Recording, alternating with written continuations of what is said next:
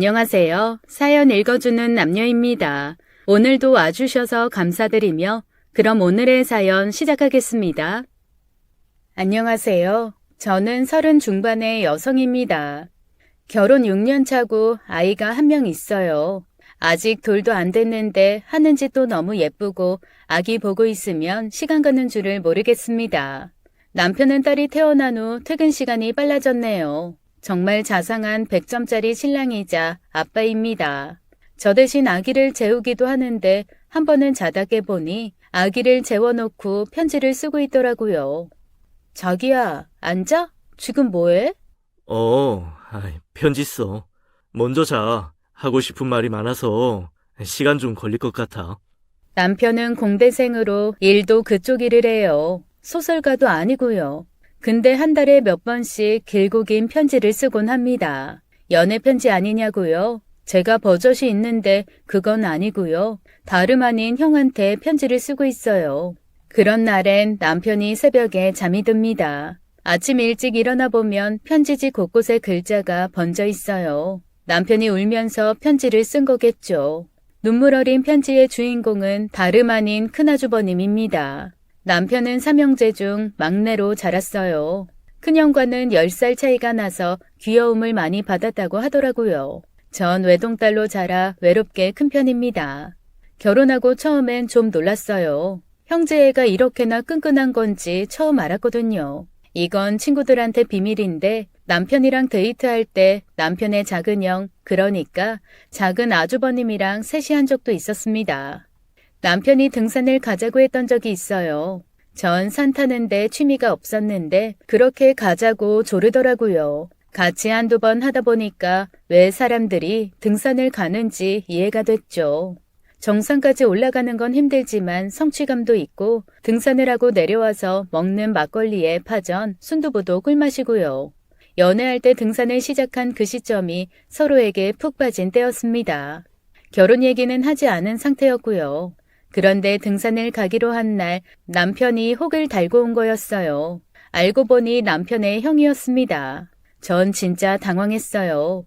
남편은 싱글벙글 웃기만 했죠. 형경아, 인사해. 우리 형 박은성.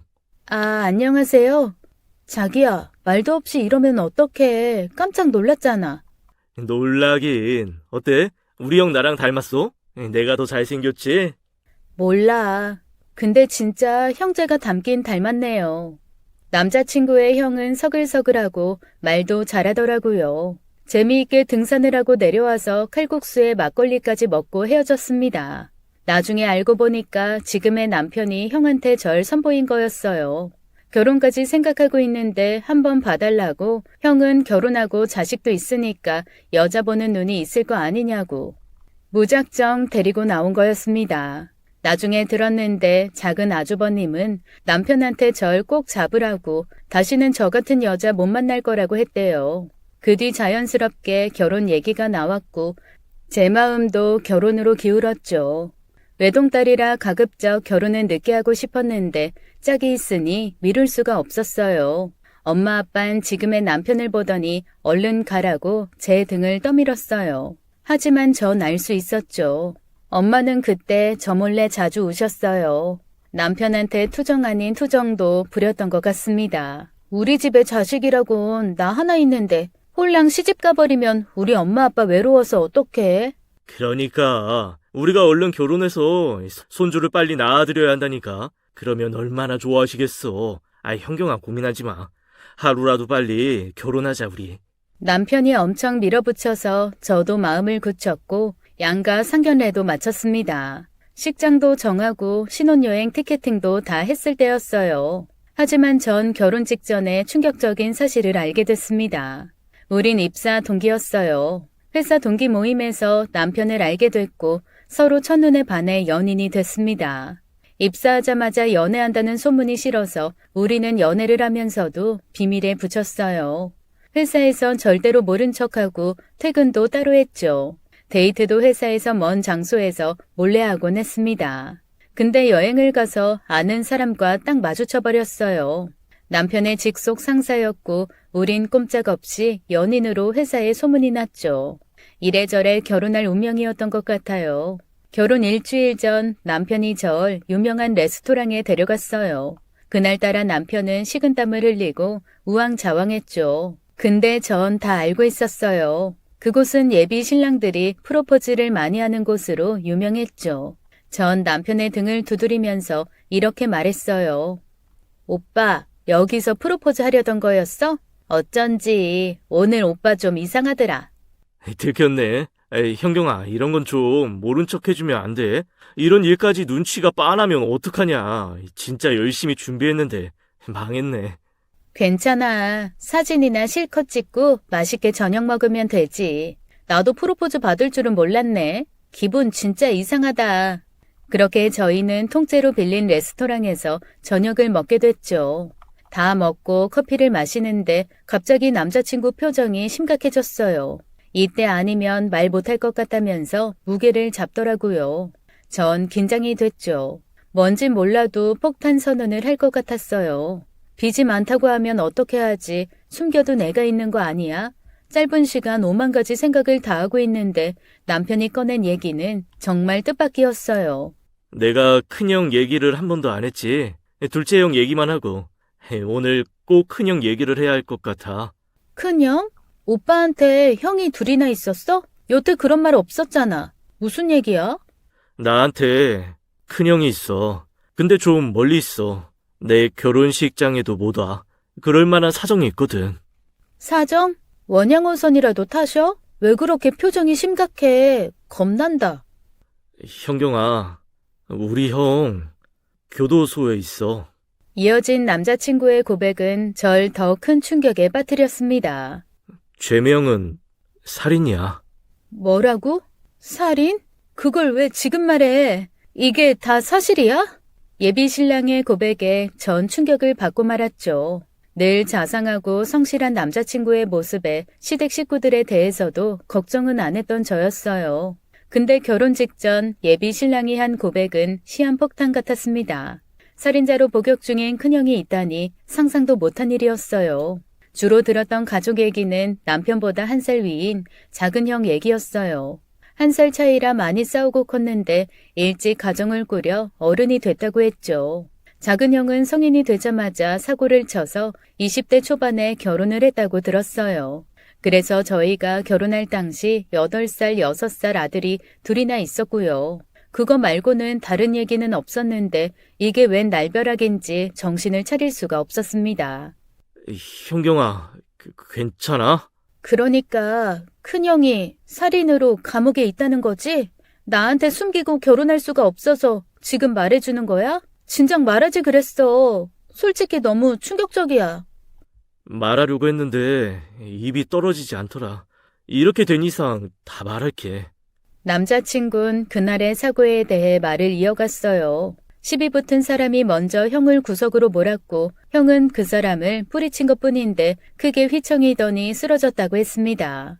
넘어지면서 그대로 숨을 거두게 된 거라고도 말했죠. 형은 그 사람 응급실까지 같이 갔어. 그 뒤로 우리 형은 법의 심판을 받게 됐고 이 탄원서도 많이 받았는데 자기가 저지른 죄값 다 받겠다고 했고 결국 그렇게 됐지. 남편은 심각한 표정으로 말을 이어갔어요. 전 너무 당황했죠. 큰형이 있다는 사실도 감옥에 가 있다는 것도 전혀 예상 못했어요. 그게 다 사실이야? 이런 일에 어떻게 거짓말을 할 수가 있겠어. 우리 형은 동생들 한 번도 안 때리는 사람이었어. 믿어줘, 정말이야. 솔직히 고민 많이 했어. 숨기고 결혼할까도 생각했지. 근데 아니야. 너한테 아무것도 숨기고 싶지 않아. 감옥에선 언제 나오시는데? 이제 곧 우리 결혼하고 조금 지나면. 큰형 감옥에서 자그마치 14년이나 있었어. 네가 원하면 큰형 안 봐도 돼. 부모님도 다 이해하실 거야. 미안하다. 많이 놀랬지? 그날은 어떻게 집에 갔는지 기억도 안 나요. 이런 일 저한텐 해당 없는 줄 알았는데 엄청 고민이 되더라고요. 물론 예비 신랑이 잘못한 건 없지만 결혼할 때 집안을 보라는 얘기도 있잖아요.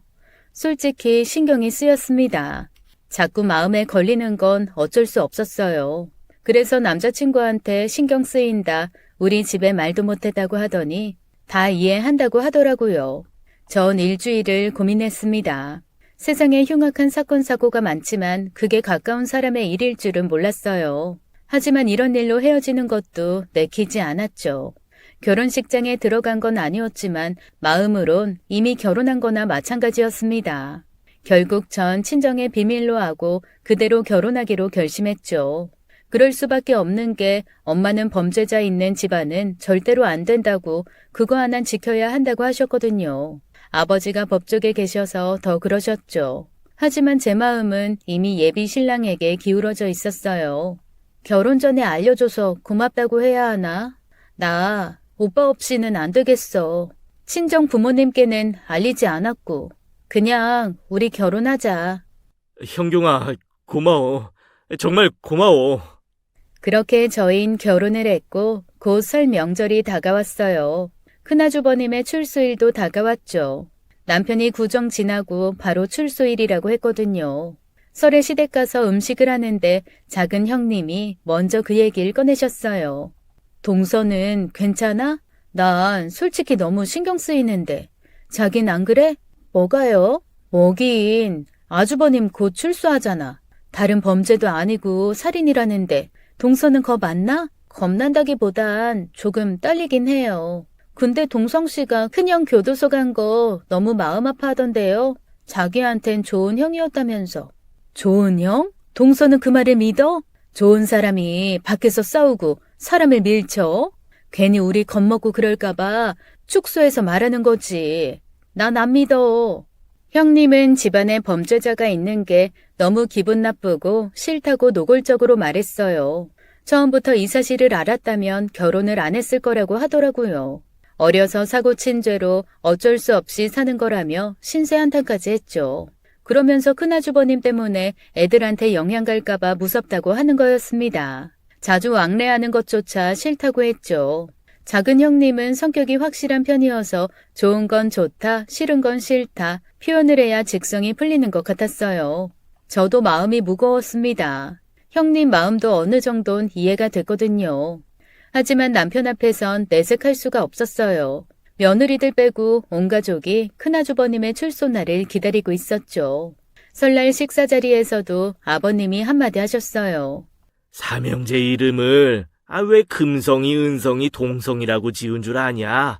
각자 자기 인생에 국가대표가 되라고 지은 거다. 1, 2, 3등 숫자 노름이 아니라 낳기는 차례대로 낳았어도 인생 제대로 살라고 지어준 이름이야. 아버님은 말씀 중간에 크게 한숨을 쉬셨죠.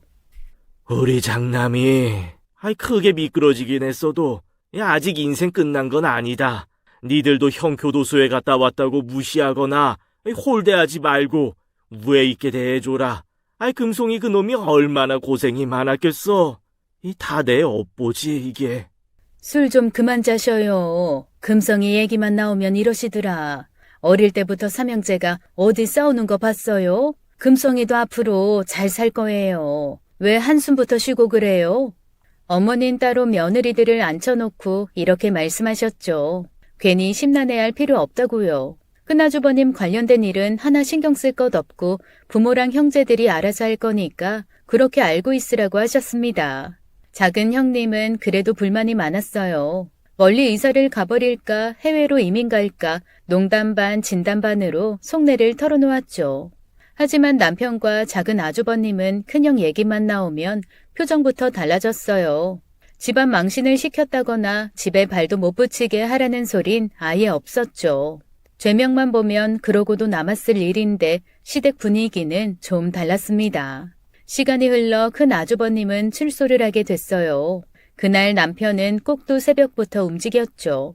작은 형이랑 같이 차 몰고 교도소 앞으로 간다고 했어요. 밖을 내다보니 막 눈이 내리기 시작했습니다. 운전 살살해. 형 만날 생각에 서두르지 말고. 눈이 계속 오면 어떻게 하지? 진짜 눈이 오네. 우리 형들 눈 진짜 좋아하는데. 걱정 마 자기야. 운전 조심할게. 맞다. 커피 좀 내려갈까? 왜 그 생각을 못했지. 형도 이제 원두 맛 좀 알아야지. 사실 남편은 몇 주 전부터 무척 바빴어요. 두 형제가 주말마다 같이 외출을 했죠. 양손엔 큰 아주버님 물건이 가득했어요. 양복부터 트레이닝복, 운동화와 구두부터 자잘한 생필품까지 연신 사다 날랐습니다. 작은 형님은 그것도 못마땅했대요. 주말인데 애들 안 보고 외출만 한다고 골이 잔뜩 나 있었죠. 그날 저녁 시댁에서 다 같이 저녁을 먹기로 했어요. 큰아주버님 출소한 기념으로 어머님이 음식을 하신다고 하셨거든요. 점심 지나서 가보니까 형님은 제 인사도 받는 둥 마는 둥 하셨어요. 표정이 무척이나 심란해 보였죠. 애들은 친정집에 두고 왔다고 하더라고요. 감기가 걸렸다고 핑계를 대시는데 딱 보니까 큰 아주버님 때문에 애들을 두고 온 것 같았죠. 어머님은 별별 음식을 다 하셨습니다. 곱창 전골에 탕수육까지 직접 하셨고 평범한 잔치 음식이 아닌 큰아주버님 좋아하셨던 걸 상다리가 부러지게 만드셨어요. 싱크대 앞에서 일을 하시면서도 눈물을 훔치셨죠. 너무 좋으면서도 가슴이 아프다고 하셨어요. 그 심정 아주 조금은 알 것 같았죠. 거실이랑 안방에는 그동안 없었던 삼형제들 사진이 나와 있었어요. 제가 인사를 드리러 왔을 때나 가족 모임을 할 때 치워두신 것 같았습니다. 삼형제가 같이 해수욕장에서 찍은 사진, 남편이 아기 때 형들이 안고 찍은 사진, 큰 아주버님의 졸업사진 등이 주르륵 나와 있었어요. 제가 사진을 보고 있으니까 어머니와 남편이 함께 들어왔어요. 사진 봤어? 우리 형 잘생겼지? 우리 집안 남자들이 한 인물 한다니까. 이건 다 같이 경포대 놀러 갔던 거고, 이건 나 돌 때 우리 형들. 여기 대부도 갔던 사진도 있지 않니? 금성이 제대하고 갔던 가족여행인데 얼마나 늠름해. 이 녀석들 한번 놀러 가면 먹기도 엄청 먹었지. 며느리들이 올 때마다 사진을 치우셨을 어머니 마음이 어땠을지 짠하기만 했습니다. 그리고 저녁 시간이 다 돼서 벨이 울렸어요. 어머님은 버선발로 달려나가셨죠. 금성이니? 우리 아들 금성이 왔어? 곧 문이 열렸고 장정 세 사람이 집으로 들이닥쳤어요. 그때 처음 큰 아주버님을 뵙게 됐어요. 수감 생활이 힘드셨는지 마르셨고 같은 나이 또래들보다 나이가 들어 보이셨습니다. 전 큰아주버님을 처음 뵙지만 그 장면을 보는데 눈물이 핑 돌았어요. 어머니, 아버지. 금성아, 우리 아들 잘 왔다 잘 왔어. 어머님은 그토록 보고 싶던 장남을 안고 한참을 우셨어요. 고생 많았다고 하시면서 놓아주질 않았습니다. 엄마, 형 좀 놔줘. 형 신발도 못 벗고 있잖아. 내 정신 좀 봐라. 그래 금성아, 들어와. 배고프지? 엄마가 너 좋아하는 거 잔뜩 했어. 얼마나 고생이 많았니 그래. 어머닌 좀처럼 눈물을 그치지 못하셨어요. 큰아주버님은 시아버지께 인사드리고 저와 형님한테 다가오셨죠. 정중하게 인사를 하시는데 무섭지도 떨리지도 않았습니다. 남편이랑 생김새가 비슷하셔서 거리감도 느껴지지 않았죠.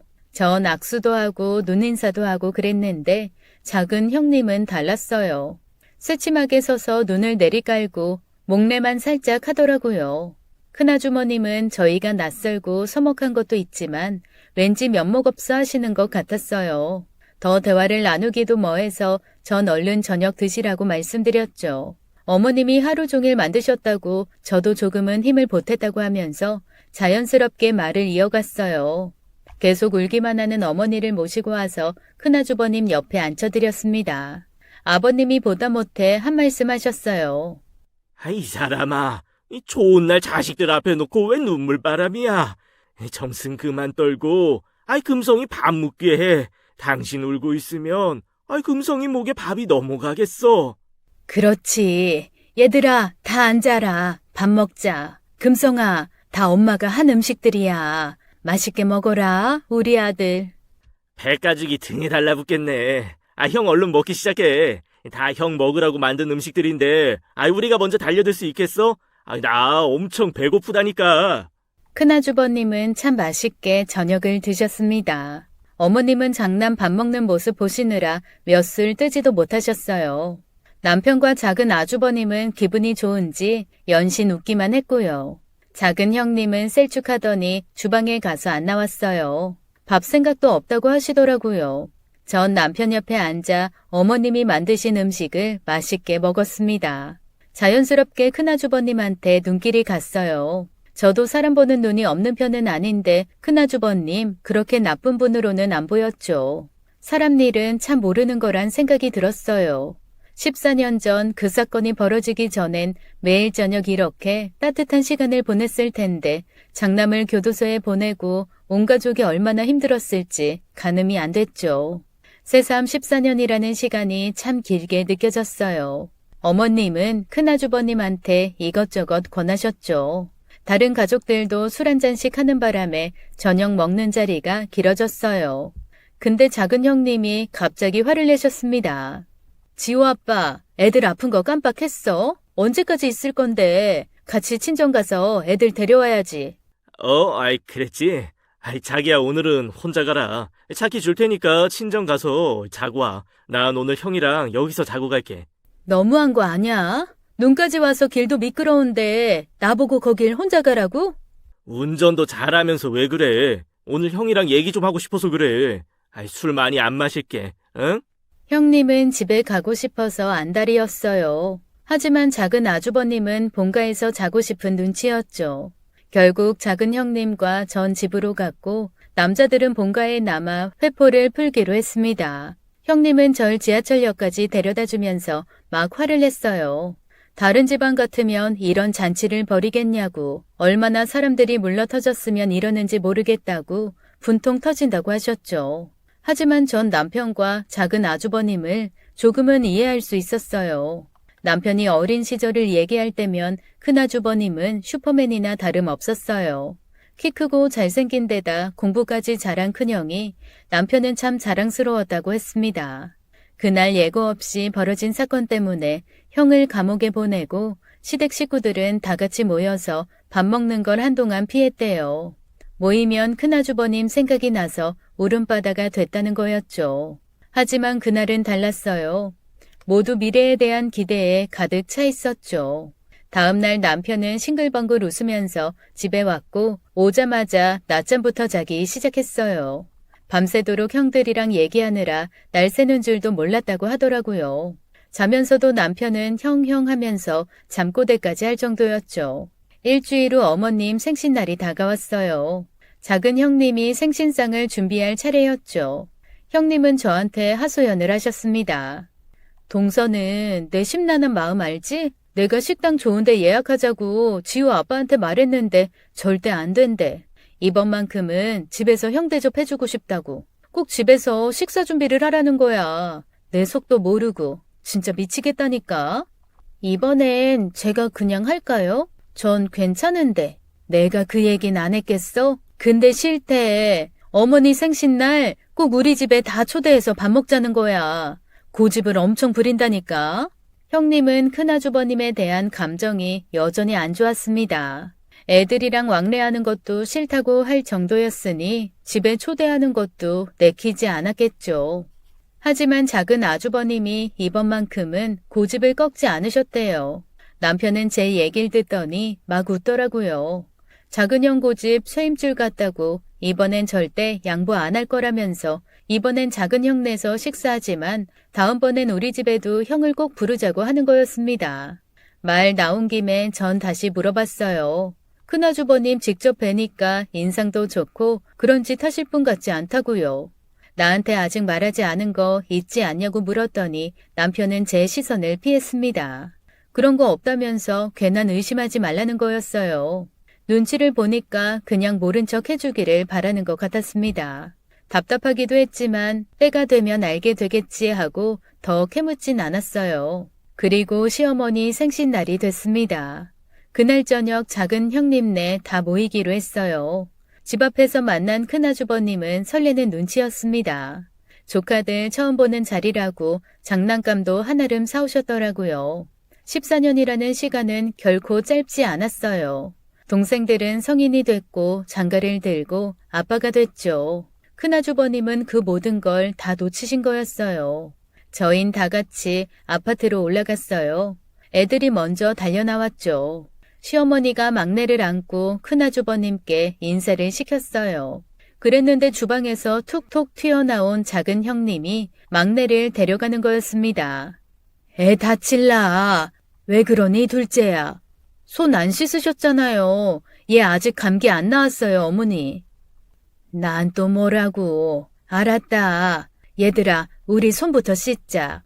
상을 차리기 전이었고 시부모님은 조카들을 불러 큰아버지라고 인사를 시키려고 했어요. 아주버님은 애들을 보고 너무 귀엽다는 눈빛이었어요. 작은 아주버님한테 언제 이렇게 애들을 키웠냐고 너 정말 대단하다고 하시더라고요. 근데 작은 형님이 또 끼어들었어요. 애들 앞을 막으면서 이러는 거였습니다. 얘들아, 방에 들어가 있어. 엄마가 학습지 하라는 거 다 했어? 그거 다 할 때까지 나오지 마. 엄마 조금 이따 들어가서 검사할 거야.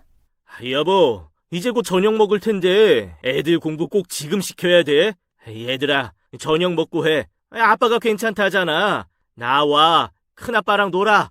이는 애들 오늘 하루 종일 놀았어. 너희 들어가. 감기도 아직 안 나왔잖아. 들어가서 공부해. 엄마 말 안 들어? 분위기는 순간 싸늘해졌고 어른들은 머쓱해졌어요. 사실 다들 알고 있었습니다. 작은 형님이 큰 아주버님을 불편해하는 거 눈치는 다 채고 있었어요. 그래도 이렇게 티나게 행동하실 줄은 아무도 몰랐죠. 남편은 좀 화가 난 것 같았고요. 하지만 큰아주버님은 그냥 웃기만 하셨어요. 방에 들어가는 애들한테 용돈을 주시면서 엄마 말 잘 듣고 공부 열심히 하라고 하셨죠. 그냥 마음씨 좋은 어른 그 이상도 이하도 아니었습니다. 자기 때문에 식구들이 불편해할까봐 조심하시는 눈치였어요. 작은 형님이 조금 원망스럽긴 하더라고요. 이왕 먹는 저녁 기분 좋게 시간 보내면 좋을 텐데 좀 지나치다 싶었죠. 저녁 먹기 전에 큰아주버님의 거처 문제가 나왔어요. 지금은 시댁에 계셨지만 큰아주버님은 독립해서 혼자 살고 싶다고 하셨죠. 고시원도 괜찮다고 하셨고요. 그런데 작은 아주버님이 이렇게 말씀하셨어요. 형, 우리 집에서 지내. 방이 4개잖아. 하나 형 있으면 좋을 것 같은데. 어때? 우리 애들도 마음껏 보고. 전 차를 마시다가 뿜을 뻔했습니다. 작은 형님이 얼마나 큰아주버님을 싫어하는데 그런 말씀을 하시는지 큰일 났다 싶었죠. 아니나 다를까 귀가 밝은 작은 형님이 손에 국자를 들고 거실로 나왔어요. 어머머, 당신 나한테 한마디 상의도 없이 이러기야? 자기야, 나 온라인 쇼핑몰 시작한다고 했잖아. 서재방 내 사무실로 쓰려고 했는데 이게 무슨 소리야? 아주버님, 죄송해요. 이 사람이 저랑 한 약속을 까먹었나 봐요. 그랬나? 당신 쇼핑몰 내년부터 한다고 하지 않았어? 애들 보기 힘들다고 천천히 준비한다고 했잖아. 내가 언제? 당장 시작할 거야. 나 돈 벌어야 돼. 애들 교육비가 얼마나 들어가는데. 그때 시어머니가 말씀하셨어요. 부모 있는 집에 계속 사는 게 맞지 어딜 가냐고요. 그러자 제 남편이 불쑥 끼어들었습니다. 당분간 우리 집에 같이 사는 게 어떻겠냐고 하는 거였죠. 전 깜짝 놀랐습니다. 형제고 부모고 큰아주버님이랑 같이 살자고 난리였어요. 큰아주버님은 웃으면서 이렇게 말씀하셨죠. 나보고 막내 신혼집에 들어가라고? 난 싫어. 혼자 사는 게 뭐 어때서 그래? 고시원도 상관없어. 혼자 홀가분하게 살아보고 싶다. 요샌 결혼도 안 하고 혼자 사는 게 유행이라며. 나도 유행 좀 따라보자. 이 나이에 내 몸 하나 건사 못하겠어. 다들 나를 어떻게 보는 거야? 아버지 어머니, 저 준비되면 나가서 살게요. 괜찮죠? 큰아주버님은 호탕하게 웃으셨습니다. 시부모님과 형제들은 애틋한 눈빛이 가득한데 저랑 작은 형님은 가슴을 쓸어내렸죠. 행여나 같이 살게 될까봐 조마조마했는데 사실 죄송하기도 했어요. 곧 저녁상이 차려졌습니다. 그날 저녁 식사 메뉴는 삼계탕이었어요. 큰아주버님 거취 문제가 해결되고 더는 볼 일 없을 거라 생각했는지 작은 형님 기분이 좋아지셨죠. 어머님께 농담까지 하더라고요. 어머니, 제가 해드린 삼계탕 드시고 건강하셔야 돼요. 제가 오늘은 삼계탕에 인삼을 넣지만 돈 많이 벌면 꼭 산삼 넣어드릴게요. 아셨죠? 작은 형님은 확실한 기분파였습니다. 기분 나쁘면 풀릴 때까지 툴툴대지만 기분이 풀어지면 엄청 상냥해졌어요. 그때 대화를 듣고 있던 큰아주버님이 끼어들었죠. 재수씨, 고마워요. 어머님 생신상도 이렇게 차려주시고 은성이가 정말 장가 잘 갔네요. 근데 부모님 산삼은 제가 챙겨드릴게요. 그동안 불효를 했으니 이제라도 제 역할 해야죠. 어머니, 아버지, 기대하세요. 산삼은 무슨, 우린 너 건강하기만 하면 욕심 없다. 왜 이렇게 못 먹어? 이빨이 안 좋니? 그 자리에서 깜짝 놀란 게 있어요. 남편과 작은 아주버님은 꼭 형의 보호자처럼 굴었죠.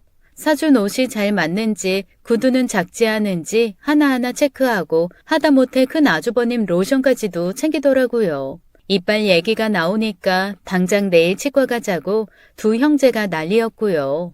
필요한 거 있으면 언제든 말하라고 같이 사러 가는 것도 좋다면서 삼형제가 아주 똘똘 뭉치는 분위기였어요.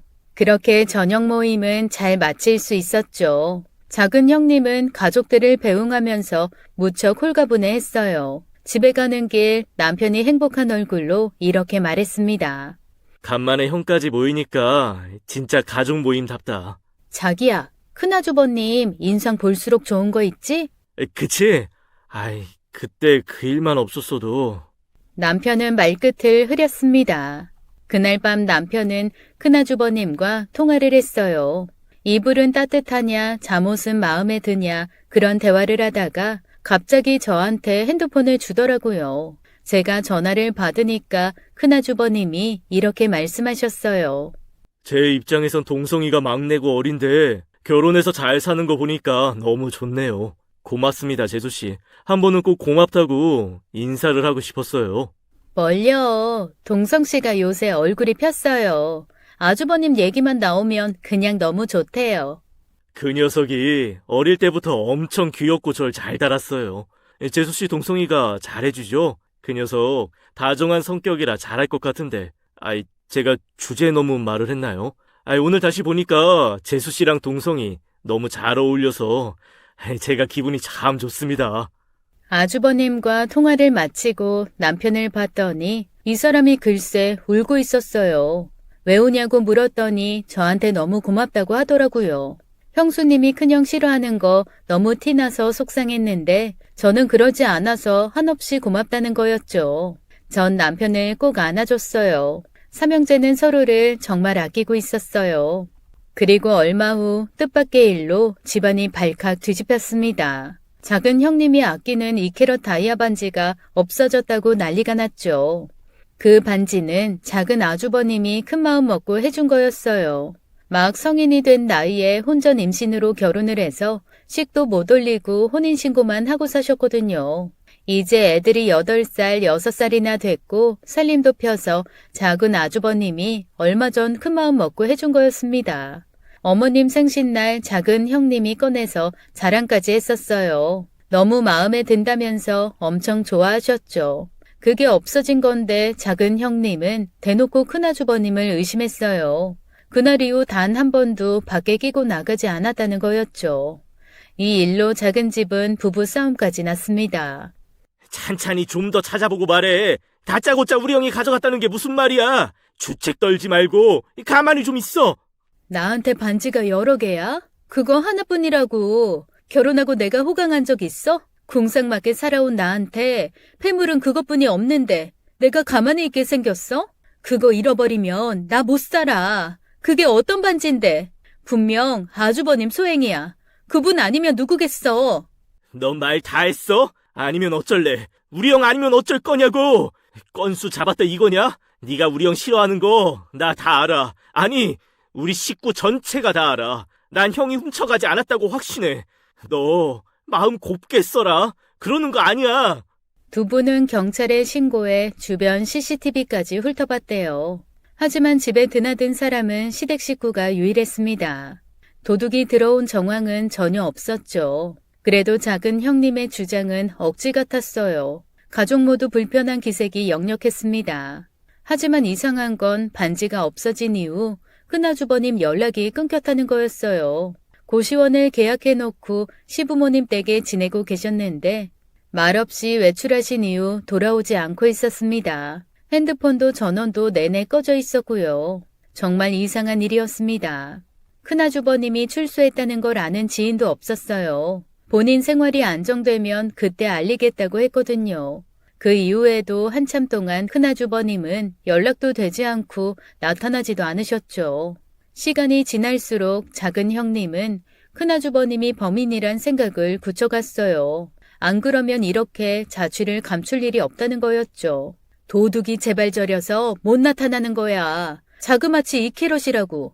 그거 팔면 한동안 생활은 문제 없을걸? 내 생각이 맞았어. 집에 들이지 말아야 했다고. 반지나 귀걸이 같은 거 엉뚱한 데서 나오기도 하잖아요. 저랑 다시 찾아보실래요? 집안 어딘가에 있을 수도 있잖아요. 동서, 내가 온 집안을 탈탈 털어봤다니까. 그거 알이 얼마나 큰 건데 대충 봐도 번쩍거려서 금방 찾는다고.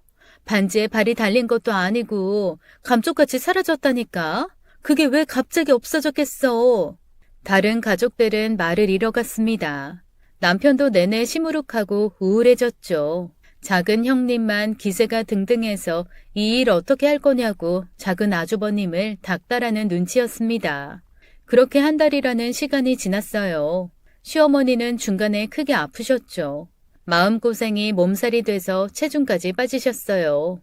무엇보다 아주버님이 어디 가서 뭐라고 지내는지 너무 궁금해하셨습니다. 물론 실종 신고도 했죠. 하지만 경찰들은 조사를 해볼 생각조차 없어 보였어요. 더 이상 가족들이 모여서 즐겁게 식사하는 일도 없었습니다. 남편과 작은 아주버님은 가끔 둘이 술을 마시는 눈치였어요. 겨우 되찾은 큰형을 또다시 잃어버려서 속상한 것 같았습니다. 시간은 유수와 같이 흘러서 5년이라는 시간이 지나게 됐죠. 시댁 식구들 모이면 큰아주버님 얘기는 한마디도 안 했어요. 까맣게 잊은 게 아니라 떠올리면 너무 아프고 속상해서 일부러 피하는 거였죠. 그동안 시어머니는 마음고생이 심하셔서 많이 아프셨어요. 가끔 제가 시댁에 가면 어머닌 절 붙잡고 우셨어요. 넌 알지? 우리 금성이 도둑질 같은 거 하는 애 아니다. 분명 무슨 병고가 있는 게 분명해. 지호 어미 반지 우리 금성이는 손도 안 댔어. 그건 내가 보장해. 네, 어머니, 저도 그렇게 생각해요. 생각하면 아깝고 허망해 죽겠다. 그날 외출한다고 할 때 보내지 말걸. 답답해서 미치겠어. 출소한 지 얼마 안 돼서 고시원 계약하고 도망가는 놈이 어디 있냐. 우리 금성이 그럴 애 아니야. 부모한테 그동안 못한 효도 하겠다고 그랬던 거 너도 봤지? 막내야, 우리 금성이 좀 찾아다오. 금성이가 보고 싶어 죽겠다. 전 시리에 빠진 어머님을 위로해 드리는 것밖에 할 수 없었어요. 5년 동안 남편과 작은 아주버님은 백방으로 형을 찾아다녔지만 성과가 없었죠. 게다가 작은 형님은 남편과의 불화로 사느니 마느니 하고 있었어요. 원인은 다이아 반지를 잃어버린 건데 속내는 달랐습니다. 애초에 큰아주버님이랑 거리를 뒀어야 한다는 게 작은 형님 생각이었어요. 하룻밤 불장난에 애가 생겨 결혼했지만 지독하게 고집센 남편이랑은 못 살겠다고 이혼 얘기까지 나오고 있었죠. 심지어는 시부모님 앞에서도 부부싸움을 한 적도 있었어요. 불똥은 저희 친정에까지 튀었습니다. 어쩌다 보니 친정 부모님도 큰아주버님에 대해 알게 됐어요. 저한테 박서방 어디 아픈 거 아니냐고 안색이 안 좋다고 걱정하셔서 핑계를 댄다는 게 그만 큰아주버님 얘기가 나오고 말았죠. 엄마 아빤 엄청 화를 내셨어요. 저한테 헛똑똑이라면서 결혼 전에 그걸 다 알고 있었으면서 부모한테 말 한마디 안 했냐고 혼을 내셨습니다. 결혼이 애들 장난 같으면 이러지도 않는다고 무조건 집안에 우환이 없어야 하는 거라고 속상해 하셨어요. 이래저래 속상하기만 했죠. 전 어머님 생신날에 가족 모임을 수만 번 되새겨봤어요. 아주버님은 내내 가족들이랑 같이 있었습니다. 애들 방이며 안방, 심지어 주방에도 안 가셨어요. 출소하시고 가족들 모임이 있을 때마다 조심하는 게 느껴졌죠. 그런 분이 반지를 가져갔다는 건 말이 안 되는 얘기였어요. 남편이랑 수차례 얘기를 해봐도 결론은 같았어요. 형은 그럴 리 없다는 거였습니다.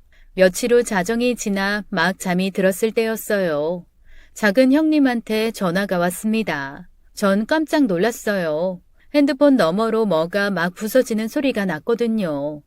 동서, 빨리 좀 와줘. 빨리. 큰일 났어. 서방님 계셔? 빨리 차 끌고 우리 집에 좀 와줘. 어? 아, 여보 그만해.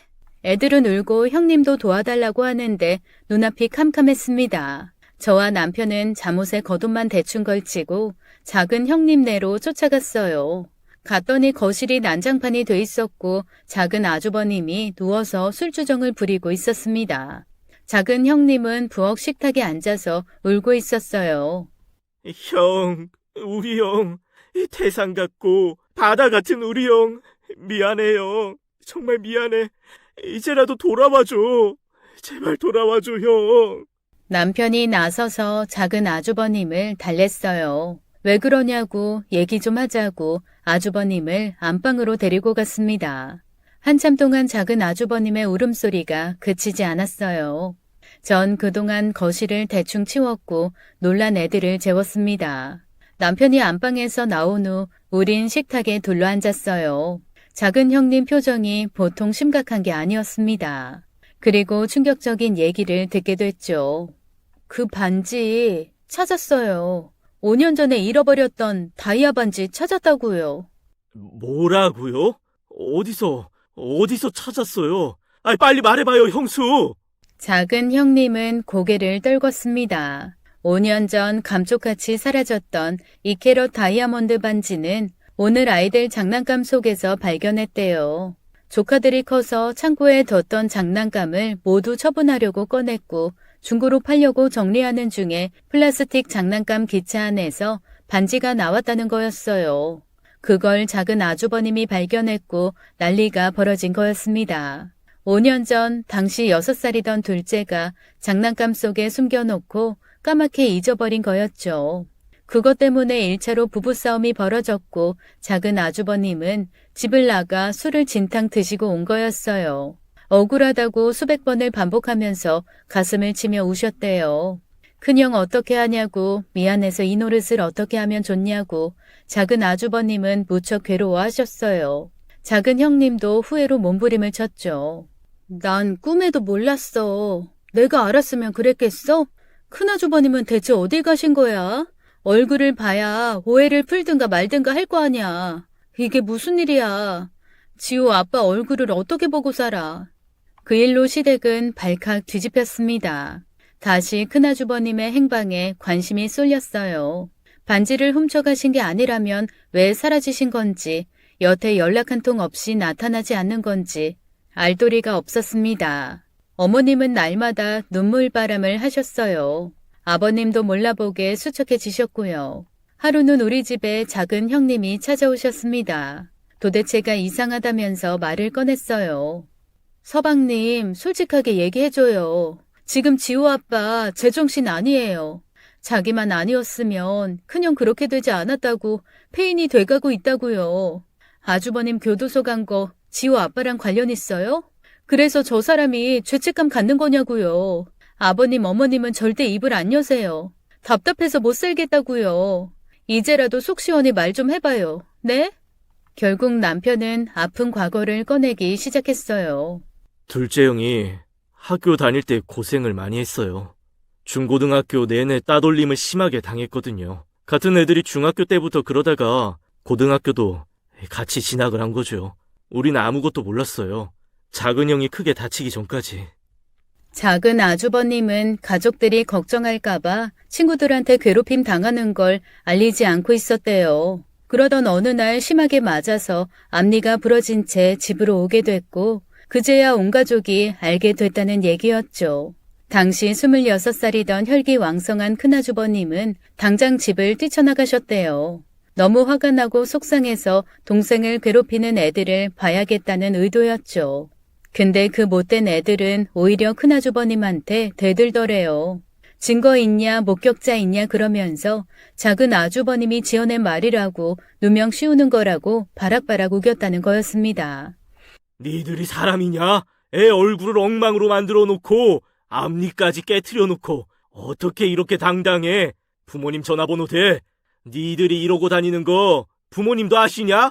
내 동생 지금까지 니들 얘기 한마디도 안 했어. 그런 애를 거짓말쟁이로 만들어? 이 나쁜 녀석들아. 중학교 때부터 그랬다며? 왜 우리 은성이를 괴롭히는데? 우리 은성이가 뭘 잘못했다고? 큰아주버님은 주변 친구들한테 얘기를 다 들었고 목격자도 있었대요.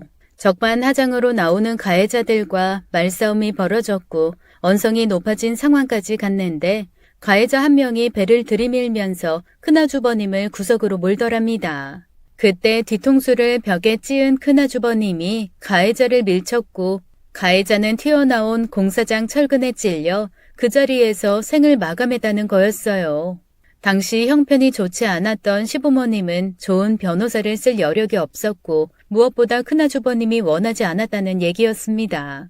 돈이 없어 제대로 합의도 못한 상황에서 국선 변호사로 재판이 진행됐고 순순히 자신의 죄를 인정한 큰아주버님은 14년형을 선고받은 거였어요.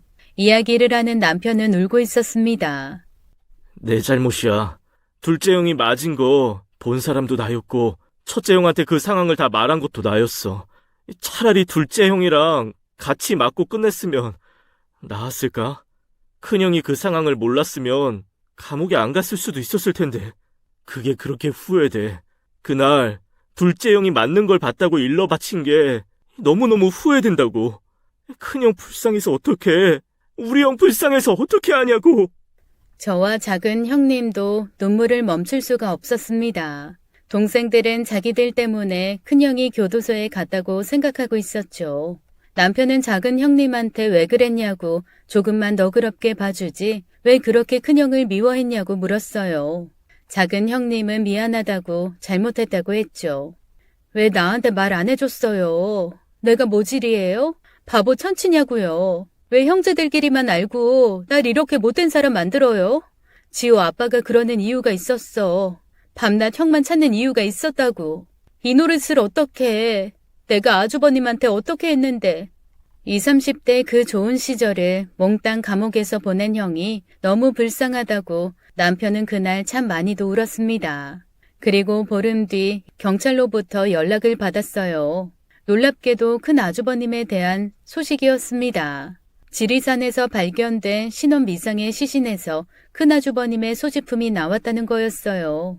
남편과 전 너무 놀라 한달음에 달려갔죠. 가면서도 남편은 희망을 잡고 있었어요. 누군가 큰아주버님의 소지품을 맡아두고 있다가 일을 당한 거라고 어딘가에 분명 살아계실 거라고 했죠. 하지만 그건 헛된 희망이었습니다. 큰아주버님이 돌아가신 게 맞았고 당시 갖고 계시던 작은 가방과 지갑, 전원이 꺼진 핸드폰이 발견된 거였어요. 약초를 찾아 온 산을 헤맨 것 같아요. 전문가는 아니었던 것 같고 험한 산을 타다가 잘못되신 게 아닌가 그 가능성을 열어놓고 있어요. 지리산의 험한 골짜기에서 약초꾼들이 큰아주버님을 발견한 거였습니다. 가방 안에는 신문지에 돌돌 말린 작은 산삼 하나가 있었어요. 어머니 생신날 부모님한테 효도하겠다던 큰아주버님의 말씀이 떠올랐습니다. 신문의 날짜는 5년 전 함께 식사를 했던 3일 후였어요. 남편은 그대로 무너지고 말았습니다. 뒤따라온 작은 아주버님도 오열하기 시작했어요. 출소하자마자 산에서 실족사를 당한 형을 5년이나 외롭게 뒀다며 동생들은 가슴을 치며 울었습니다. 형, 이런 게 어딨어. 꿈에라도 나타났어야지. 어디 있다고 나한테 말해줬어야지. 형 감옥 갈 때 나한테 뭐라고 그랬어. 출소할 때까지 열심히 살라고 그랬잖아. 나 형한테 보여주려고 진짜 최선을 다해 살았는데 이게 다 뭐야. 왜 말도 없이 혼자 떠난 거냐고.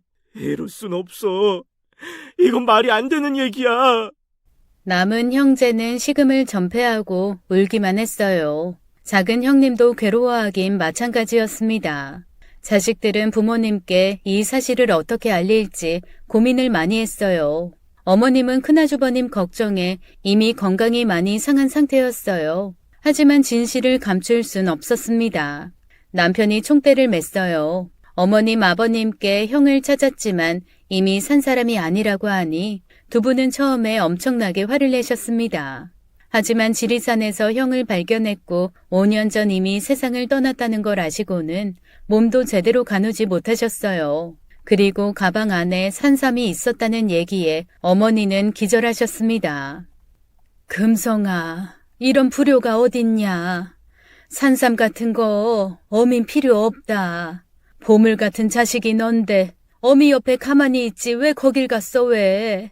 금성아, 네가 그렇게 된 줄도 모르고 어미는 밥을 먹고 잠을 잤다. 우리 금성이 불쌍해서 어떡해. 이 녀석아, 꿈에라도 한번 나타나주지. 어찌 그리 무정해. 원통에서 일을 어째. 분하고 원통에서 너를 어떻게 보낼 거야. 그렇게 큰아주버님을 떠나보낸 게 작년이었습니다. 작은 형님의 주도로 우린 큰아주버님의 장례를 잘 치러드렸어요. 놀랍게도 큰아주버님의 부고 소식에 정말 많은 분들이 와주셨어요. 큰아주버님의 친구분들을 비롯해서 사건이 벌어졌을 때 탄원서를 써준 동네 사람들까지 모두 오셔서 안타까워해 주시고 큰아주버님의 명복을 빌어주셨어요. 이렇게 허망하게 가실 줄 알았다면 짧은 만남 동안 더 잘해드릴 걸 후회해봤자 소용없는 일이었지만 전 큰아주버님께 꼭 하고 싶은 말이 있었습니다. 동성 씨가 큰형을 무척이나 사랑한다고 저도 큰아주버님과 친해지고 싶었다고 말하고 싶었어요. 올해 아주버님이 있는 봉안당에 다녀왔어요. 전엔 우리 둘뿐이었는데 우리 딸도 데리고 함께 다녀왔습니다. 남편은 늘 우리 예림이를 큰형한테 보여주고 싶다고 했거든요. 형, 보고 있지? 나 이쁜 딸 아빠 됐다. 형도 보면 좋을 텐데 잘 키울게. 형도 우리 예림이 지켜줘야 돼. 작은 형님과 아주버님은 조용히 살고 계세요. 모든 사실이 밝혀진 이후 작은 형님은 가족들 앞에서 죄송하다고 진심으로 후회된다고 사과했어요. 지금까지 자기 행동 너무 모질고 이기적이었다고 이혼 같은 거 생각하지 말고 한 번만 더 기회를 달라고 해서 두 분은 아이 키우며 잘 살고 계세요. 또 돌아가신 큰아주버님 일이라면 누구보다 앞장서서 이것저것 잘 챙기고 있네요. 시어머니는 1년 만에 다른 사람처럼 되어버리셨어요. 밥을 차려드리면 금성이 밥도 있냐고 물어보시고 비가 오면 금성이 우산 챙겼냐, 집에 들어왔냐 수시로 물어보시네요. 가슴 아픈 건 큰아주버님 생일날과 출소한 날짜만 되면 어떻게든 기운을 차리고 일어나세요. 장을 보자고 하시고선 또 큰아주버님이 좋아하시는 음식을 가득 차리시곤 합니다. 상을 차려놓고 현관문만 바라보시는 어머님을 보기가 참 속상하네요. 어머님마저 어떻게 되실까봐 저희들은 언제나 건강을 주시하고 있습니다. 큰 아주버님 방은 그대로 있어요. 출소한 지 일주일 조금 넘게 머문 자리지만 동생들이 형을 아끼는 마음에 샀던 여러 가지 물건들이 자리를 지키고 있습니다. 양복과 잠옷, 트레이닝복과 이불들은 주인을 잃고 덩그러니 남아있네요. 남편은 가끔 세상을 떠난 형에게 편지를 쓰고 있어요. 붙이지 못한 편지가 서랍에 가득하네요. 작은 아주버님은 형 목까지 열심히 살아야 한다며 잠도 줄여가며 일하면서 가족들을 부양하고 계시고요. 호탕하게 웃으시던 큰아주버님의 모습이 아직도 기억에 남네요. 하늘에서는 불행한 일 없이 잘 지내고 계실 거라 믿고 있습니다. 제 이야기는 여기까지예요. 긴 사연 들어주셔서 감사합니다.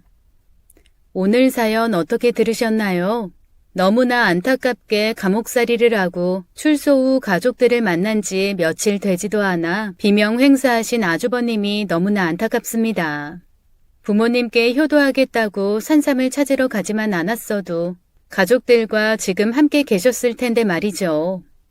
부디 남은 가족들은 부모님 잘 챙기시면서 잘 지내시길 바라겠습니다. 오늘도 끝까지 함께 해주신 여러분 감사드리며 저희는 다음 사연으로 돌아오겠습니다. 감사합니다.